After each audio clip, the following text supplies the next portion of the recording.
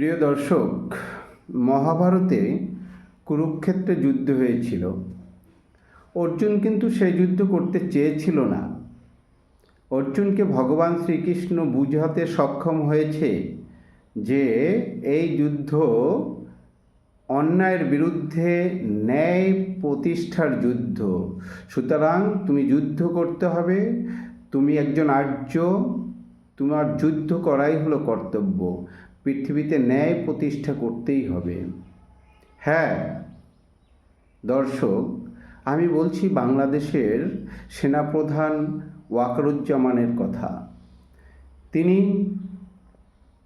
ক্ষমতা নিলেন না। ক্ষমতা না নিয়ে কি হলো? হাজার হাজার মা বোনের ইজ্জত গেল, মব সৃষ্টি হইল, হাজার হাজার কোটি টাকা চাঁদাবাজি হলো, মুক্তিকামী মুক্তিযোদ্ধা বিশিষ্ট বিশিষ্ট ব্যক্তিবর্গের বিরুদ্ধে অপমান অপদস্থ করা হলো। এখনও উনি ক্ষমতা নিল না, নিচ্ছে না। তাই ওয়াকারুজ্জামান স্যারকে বলবো, আপনি ক্ষমতা নিন, না হলে আপনি কি দেখতে পাবেন? আপনি দেখতে পাবেন হাজার হাজার বাংলাদেশের পক্ষের লোকের জেল হবে, জরিমানা হবে, ফাঁসি হবে।